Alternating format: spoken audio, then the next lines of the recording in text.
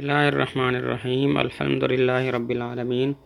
تمام تعریفیں اللہ کے لیے ہیں جو جہان والوں کا پالنے والا ہے، والعاقبۃ اور اچھا انجام للمتقین پرہیزگاروں کے لیے ہے، والصلاۃ والسلام اور رحمت کاملہ اور سلامتی ہو علی خیر خلقہ، اللہ تعالیٰ کی مخلوق میں سے بہترین پر، محمد یعنی محمد صلی اللہ علیہ وسلم پر، وآلہ اجمعین اور آپ کی تمام آل پر۔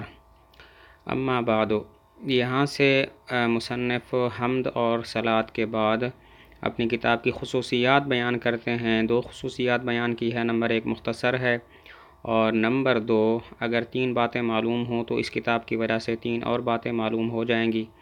نمبر 1 لغت عرب کے مفردات یاد ہوں، نمبر 2 یہ پتہ ہو کہ ایک لفظ دوسرے سے کیسے مشتق ہوتا ہے، اور نمبر 3 صرف کے اہم مسائل جو ہے وہ معلوم ہوں۔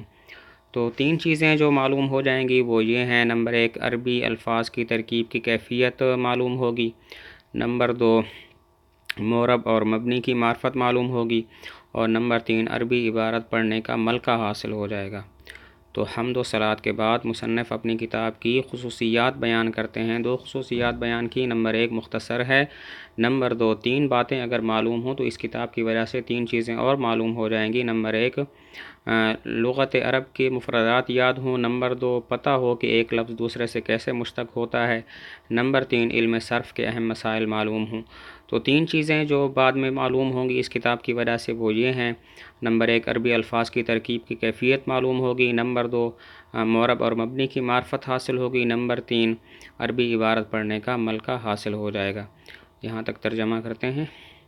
اما بعد، بہرحال بعد حمد و صلاۃ کے پس سمجھ کے اللہ تعالیٰ تمہاری رہنمائی کرے کہ یہ مختصر ہے، مضبوط ہے، علم نحو میں ہے کہ ابتدائی طالب علم کو لغت کے مفردات کا یاد کرنے کے بعد، اشتقاق کی معرفت کے بعد اور صرف کے اہم مسائل معلوم ہونے کے بعد آسانی کے ساتھ عربی کی ترکیب کی کیفیت کی راہ دکھاتا ہے اور اضافہ کرتا ہے معرب اور مبنی کی معرفت میں، اور جو ہے وہ سواد اور پڑھنے کے ملکہ کو توانائی دیتا ہے، اللہ تعالیٰ کی توفیق اور اس کی مدد کے ساتھ۔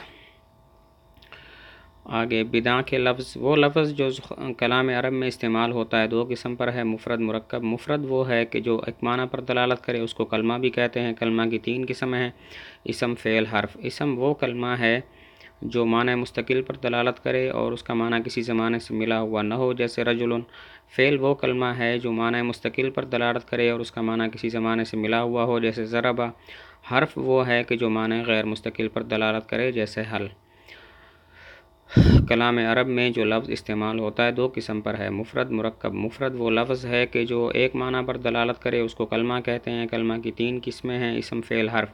اسم وہ کلمہ ہے جو ایک معنی پر دلالت کرے، جو معنی مستقل پر دلالت کرے اور اس کا معنی کسی زمانے سے ملا ہوا نہ ہو۔ فعل وہ ہے جو معنی مستقل پر دلالت کرے اور اس کا معنی کسی زمانے سے ملا ہوا ہو، جیسے ضرب۔ اور حرف وہ ہے جو معنی غیر مستقل پر دلالت کرے۔